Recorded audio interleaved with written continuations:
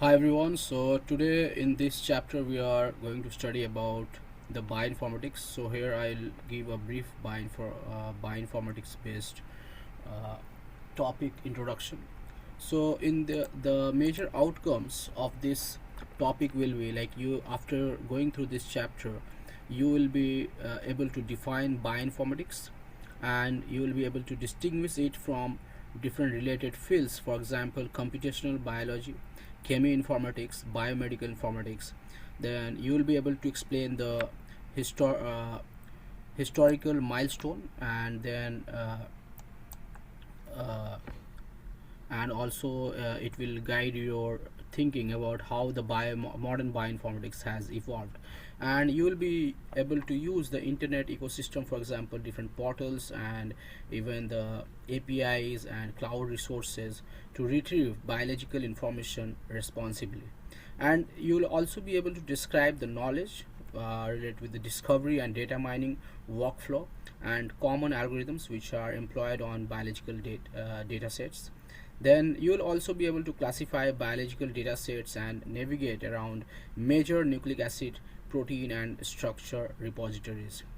And it will also help you to understand how sequences are collected, cleaned, stored, and shared, for example, different formats and metadata and identifiers.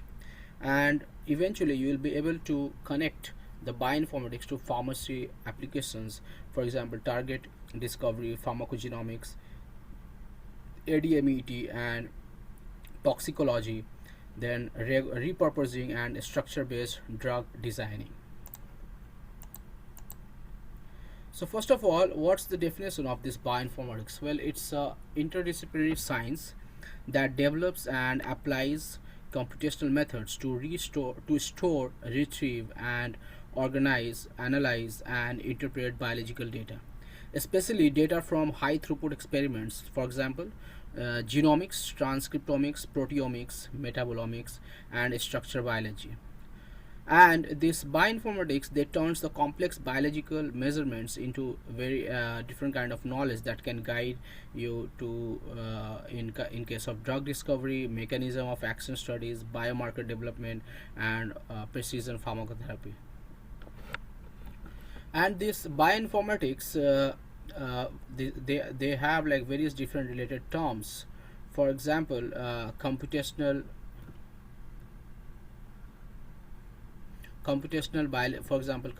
biology, which are often focuses more on modeling and simulation.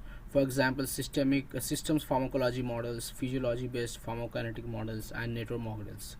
Then there are some related with the chemoinformatics, that focuses on chemical structure and proteins. For example, QSAR, similar search, or even molecular fingerprinting, reaction informatics. And also there are terms like biomedical and clinical informatics that focuses on patient level data, for example EHRs, or even clinical decision support, then real world evidences. And of course they have like different informatics, which is an umbrella term commonly used in pharmacy curriculum for applying informatics to drug discovery and development, which includes even bioinformatics, chemoinformatics, and even sometimes clinical informatics. So these are the different most widely used terminologies in context of bioinformatics, and which have little bit of similarities or dissimilarities. So here is this is one of the best website. This is National Library of Medicine, and it's sponsored by National Center for Biotechnology. It gives information about various kind of data sets. For example, here I have just put one snapshot of this website. So here on the to the left side you can see like different sources, or even uh, and even you can see like different categories which have like sequence content. And then to the right side of this database, you can find out different kind of organisms uh, which have the data in this databases here. For example, Homo sapiens, then mouse, rat, and then zebrafish, denio radio is zebrafish, and then xenopus tropical. So different calis different. So depending on different organisms, you have this different data sets. For example, I just searched one there with the COVID. So here you can see n number of like data sets. Like here you can see that there are total 719 entries in this. So we will be exploring this website throughout this course, and it's a very useful one. So next we will be studying about the different timelines related with the historical perspective in the bioinformatics. So in 1950 to 1970s, there was an era where these foundations of molecular biology was established, and all its like early sequence of were working, and even the protein structure, and they were solved experimentally.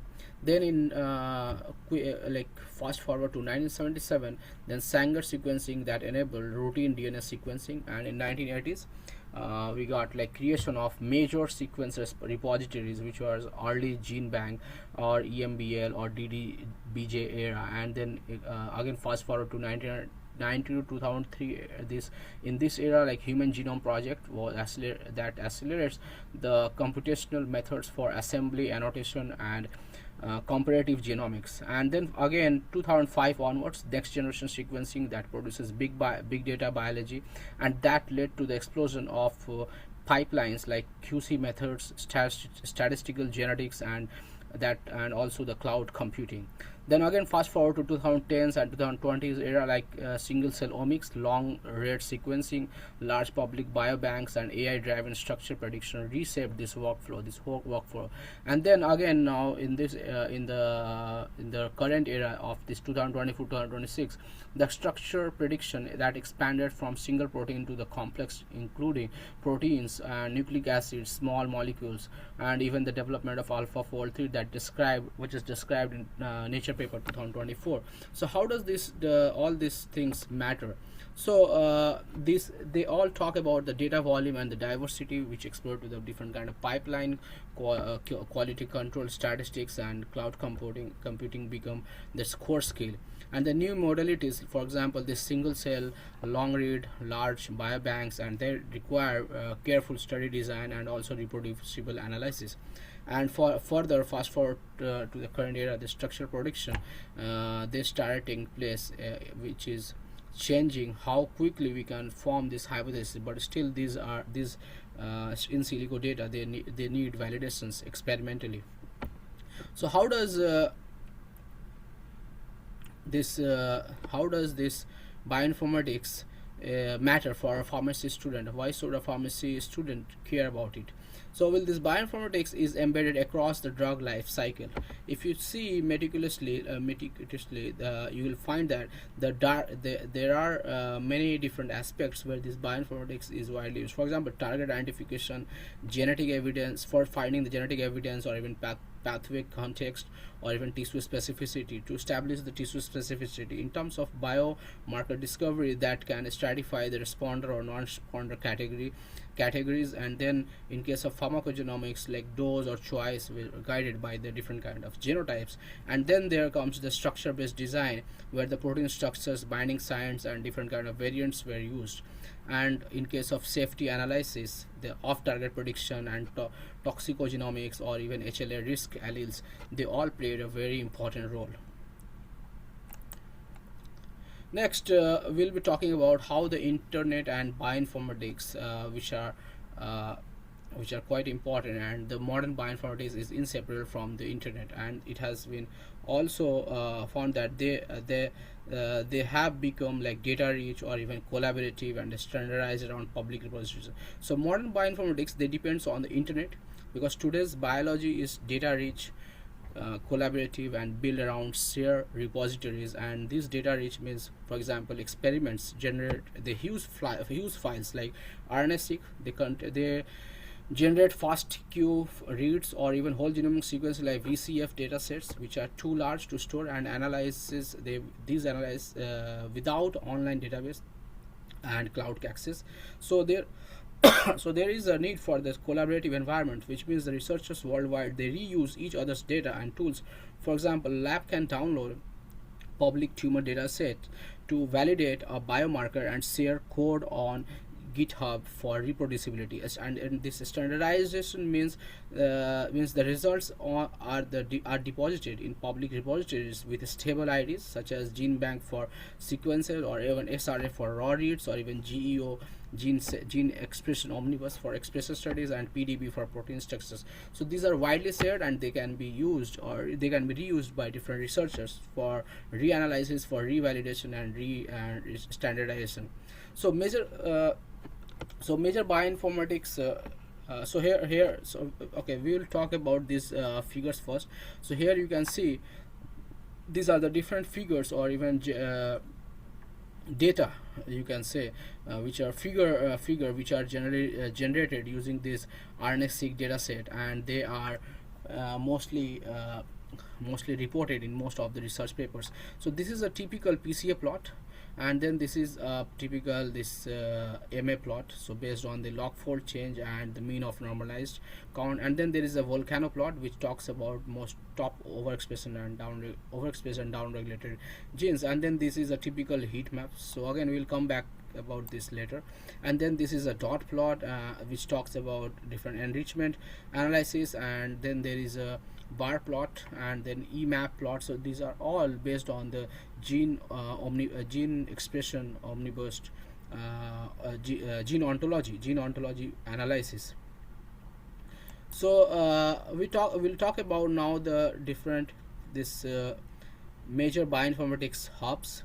So the global hubs you will often see while studying about this bioinformatics is NCBI, which is USA based, and then EMBL EBI, which is European based, and DDBJ, which is Japan. Of course, there are many other databases which are based in different countries, including China, one of the top player. So this NCBI, they talk about GeneBank, RefSeq, GEO, SRA, PubMed, BLAST, Entraz. All these are there with this NCBI website. Then in case of EMBL, EBI, of course, one by one we'll check all of these websites in due course.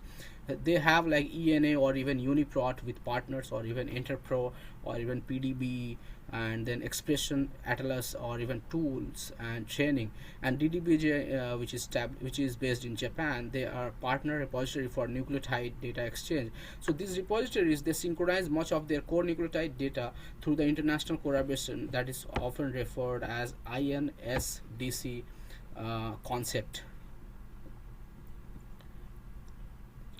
And the common ways this data is accessed online are based on web portals, which are good for learning and manual queries, and then FTP or even HTTP downloads for large data sets, for example genome FASTA or annotation, or even GFF and bulk nums. And then REST APIs, they are for automation, pipeline scripts, even in dashboards, reproducible research. And what you should be able to do with this kind of data set. So practical internet skills for students in general, they have been reported to understand identifiers, like for example accession numbers, or even stable IDs, and they use even advanced search operators like filters, or even fields, organism constants. And then they track database versions, releases, or even critical for reproducibility. And it can also save the queries and workflow, electronic lab notebook, or even GitHub for Git for scripts. And they also follow the data ethics, like patient genomic data requires controlled access and compliances. So all these accessible online databases, they play a very important role for storing and retrieving the data sets and following the ethical guidelines pertaining to different countries. So next we will be understanding what is this data mining. Well, data mining is a process of extracting patterns, relationships, predictive signals from large data sets, and in biology it often means finding gene related gene and disease links, even cluster of patients or tumors, patient families, sequence prediction of drug response, then hidden structure in multi-omics data sets. And this data mining is one of the stage of the broader KDT, that is knowledge discovery in databases, which process which can define the question, or for example, which genes predict resistance to the drug X. And even the data collection, which it talks about public plus in-house data collection. And then it can be either public or even in-house, or even then further cleaning and pre-processing methods are utilized. For example, quality control, normalization, missing values. And then feature engineering are applied. For example, variants, expression signature, and descriptors are utilized. And then modeling or pattern discovery, for example, statistics plus ML are used. And then for validation, different methods like cross validation or even external cohort and wet lab confirmations are utilized. And for interpretation and deployment, biological to establish the biological meaning, decision support, all these are utilized. Well, there are different types of data mining task, and there are we'll understand this with different kind of bioinformatics example. For example, classification. So here we try to examine the difference between responder and versus non-responder, which group respond towards a particular drug and which one does not. Benign versus pathogenic variant. Then there is a regression which can predict IC50 value or even Ki, clearance, expression level. So like many different kind of biopharmaceutics related parameters. Then it is also used for clustering, like different tumor subtypes, or even, for example, single cell types, or even microbiome community different states. So different depending on their affinity among different clusters. And then dimensionality reduction, like we use PCA or UMAP for omics visualization.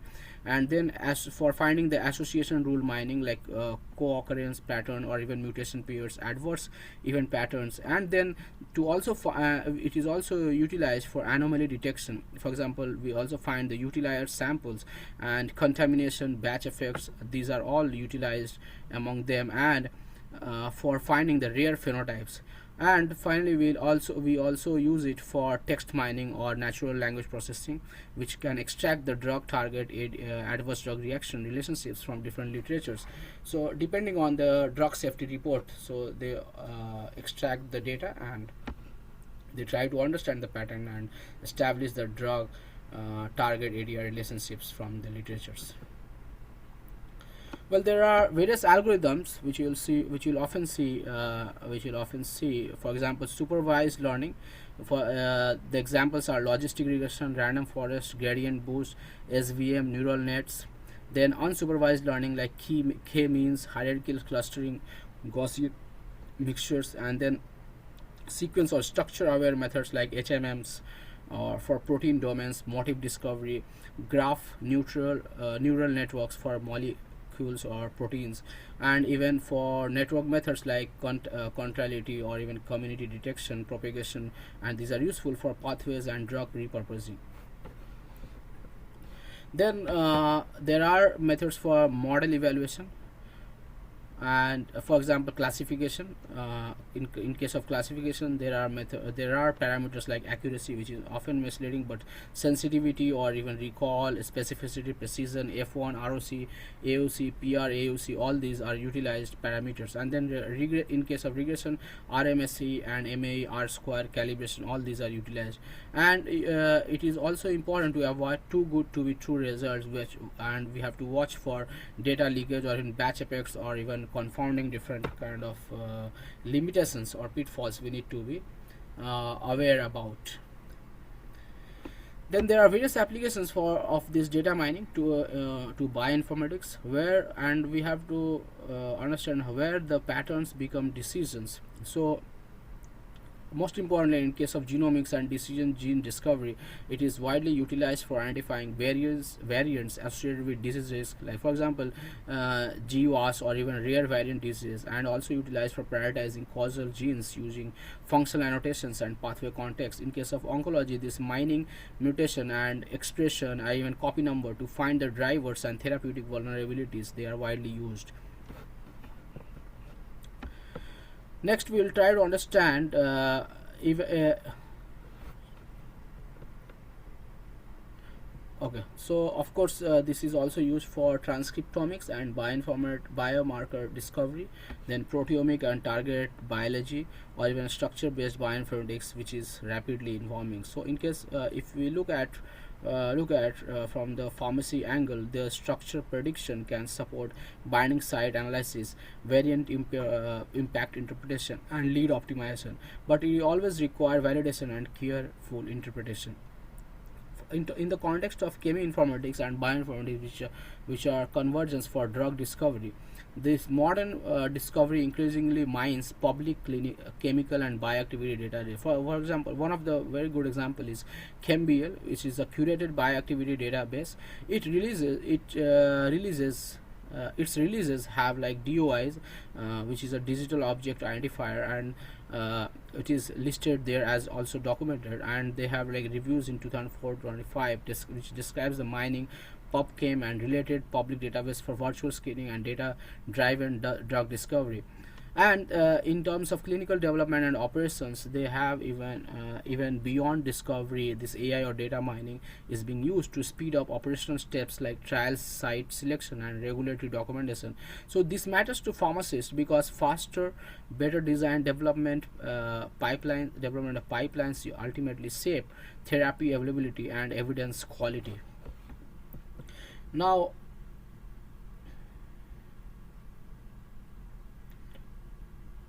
when we talk about different databases, we also have to be careful about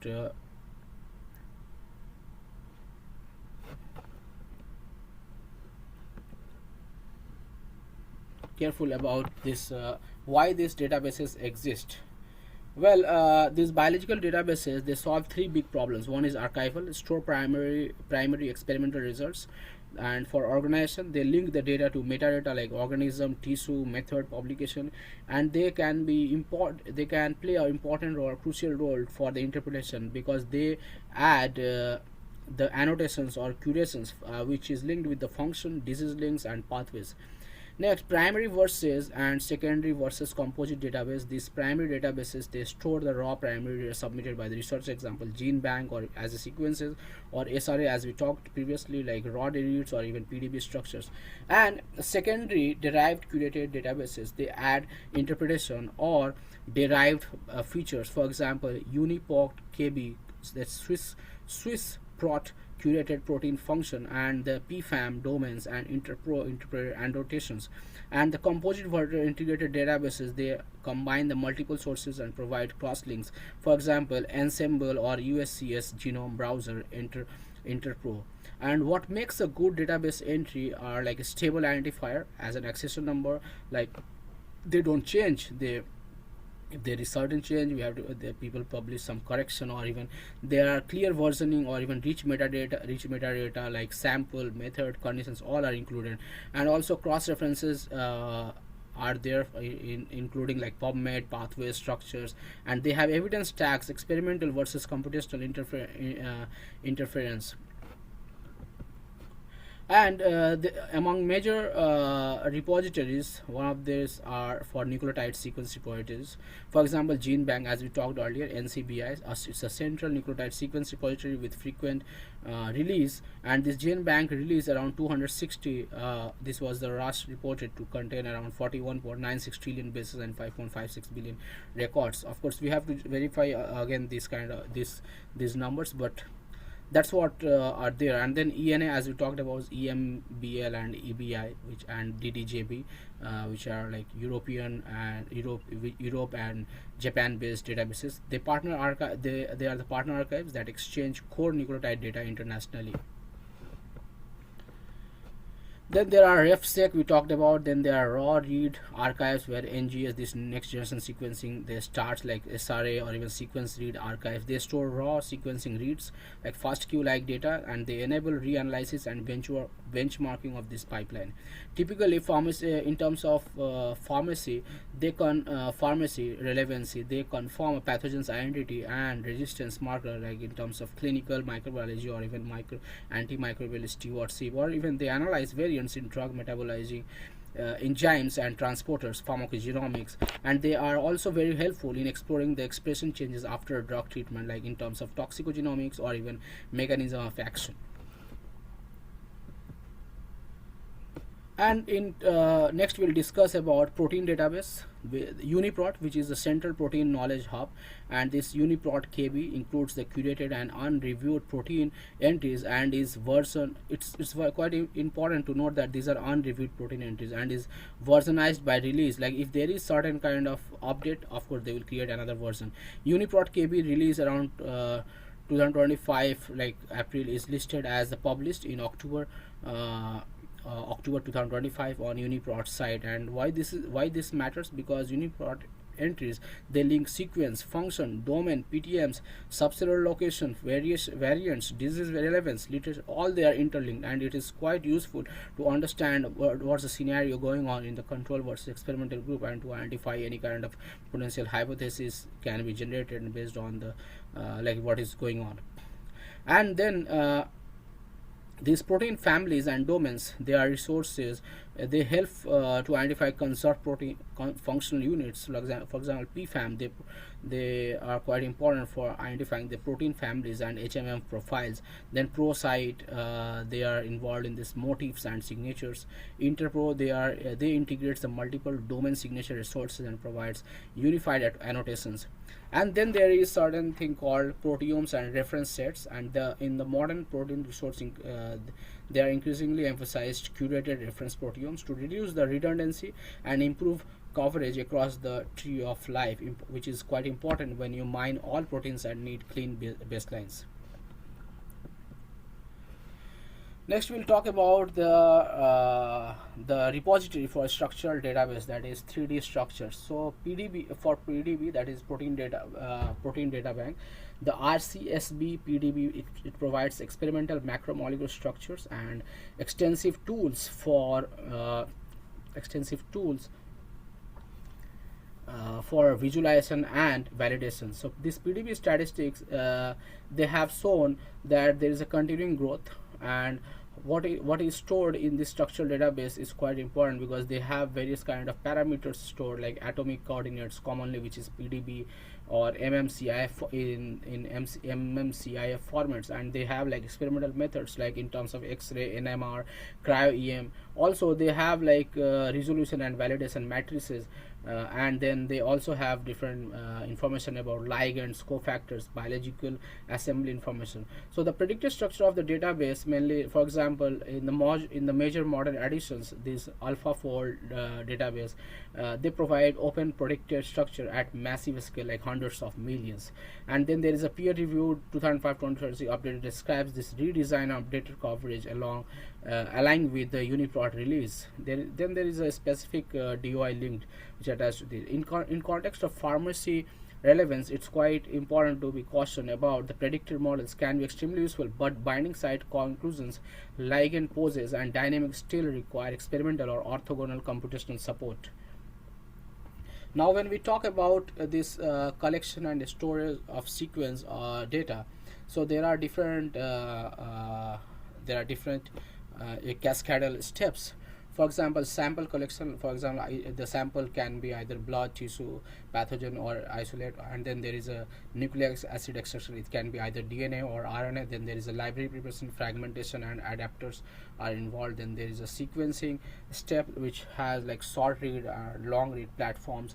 Then there is something called raw data output, which is often reported as fast key file. Then there is a quality control method that involves read quality examination, adapter trimming, contamination checks. Then alignment or assembly. They have again different kind of de novo assembly or even configuration or scaffolds. Then there is variant calling, annotation, deposition, sharing. All these are involved.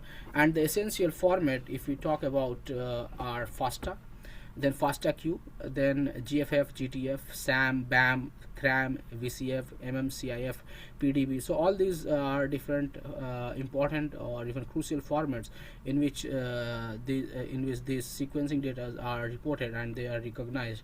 For example, FASTA is for DNA, RNA, protein, and they are like they have like minimal metadata. Then FAST-Q sequence, plus they have per base pair quality scores like NGS raw data, you can assume. Then GFF and GTF, they are used in the context of genomic feature annotation.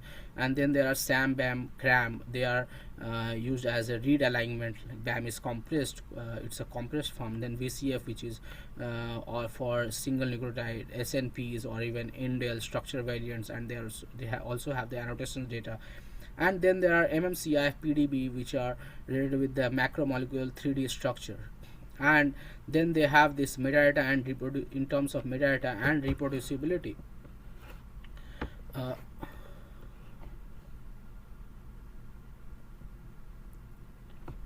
They have a like single whole genome FASTA-Q dataset that can be enormous. Population genomic becomes metabyte biology, and they have like privacy issue. For example, human genomic data is identifiable, and the access may be controlled. So the version drift, the databases update constantly, and they always know the release version. For example, in case of gene bank release number or even UniProt release ID. Next, we'll talk about the application of the bioinformatics in pharmaceutical science. So these as we described earlier also, so this is widely used for target identification and validation in terms of genetic evidence for finding the variants linked to the disease, or even it extends the target confidence, and then establishing the pathway and tissue expression context that helps in anticipation of efficacy and toxicity. Then, in case of pharmacogenomics and precision pharmacotherapy, these bioinformatics they can help in calling clinical relevant variants, which enzyme is responsive, or even which transporters are involved, and then they are also widely used for predicting functional impact or even integrating the evidence into dosing selection guidelines.